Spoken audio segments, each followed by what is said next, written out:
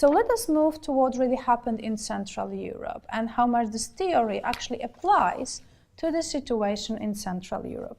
Where after the Second World War, Central European countries fell under Soviet domination, which manifested itself in both politics and economy.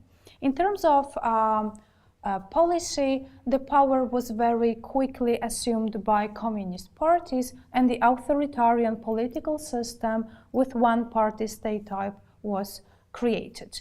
The economic changes followed. What we can see was, in a nutshell, the replacement of the market mechanism with a centrally planned economy.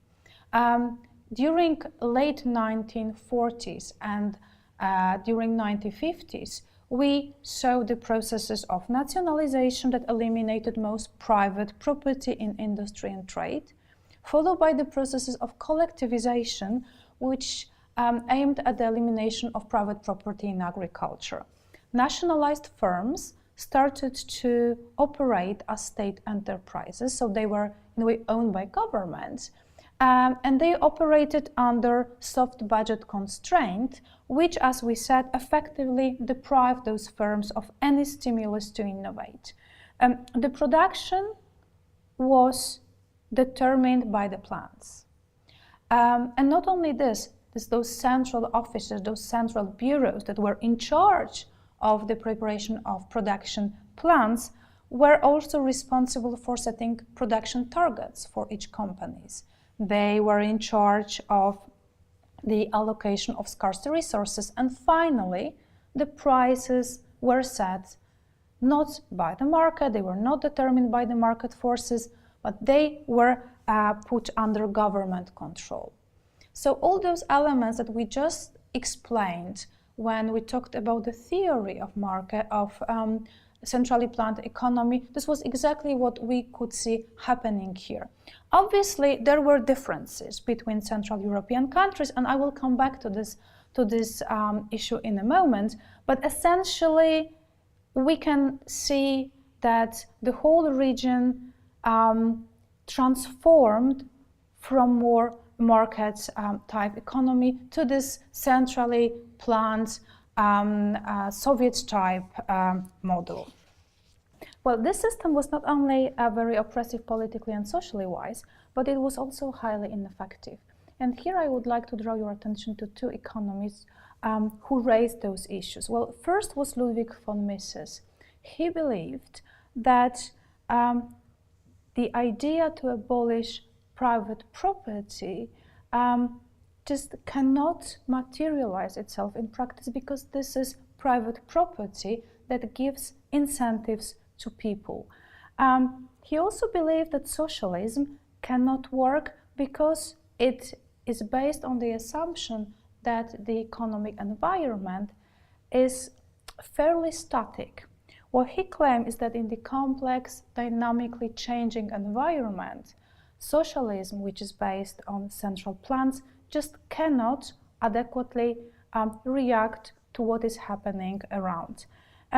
This aspect of changing conditions was also raised by Friedrich August Hayek, who, apart from this aspect, added an additional element, an additional point of criticism to the socialist economic theory. Well, he believed that there is a fundamental problem with the lack of knowledge. Well, let me explain it maybe in a little bit more simpler way. In our everyday decisions, each of us, base their actions on what they know. What Friedrich von Hayek was saying is that there is no possibility for one bureau, for one office, for one central planner to know it all, because yes, he cannot be in the minds of every single individual that is acting in the economy. Those problems of socialism, this ineffectiveness, which I mentioned previously, materialize themselves very quickly, and it was reflected in the inefficient investment, stagnation, lowering of the standards of living, and shortages. All these problems, together with the lack of basic liberties, were at the roots of public discontent and strikes. And let me give you a couple of examples. There were massive political upheavals in 1956 and in 1968, all suppressed, and in all cases communist parties re-established their power. However, in 1960s we saw certain reforms taking place.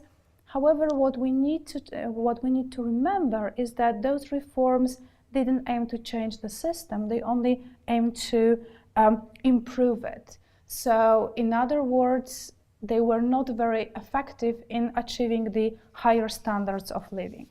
A particularly difficult situation was in Poland, where the shortages were most painful. In comparison, in Hungary and Czechoslovakia, the standards of living were considerably higher. In 1970s, Edward Gierek, in order to improve the standard of living in Poland, embarked on the program of massive foreign borrowings. It was believed that this investment would be able to increase Polish export potential to such an extent that the country would be able to service the debt and still achieve higher level of GDP and consumption. This, however, didn't happen, and it was mostly because of the fact that the borrowings were too big and the investments were taken proved to be fairly inefficient. After massive strikes in 1980s, the authorities in Poland agreed to the creation of an independent trade union called Solidarity. It was an unprecedented move, and Solidarity was a trade union only in name. In reality, it was the organization of political opposition. Although Solidarity was declared illegal soon after in 1981, the whole movement of change was already put in motion.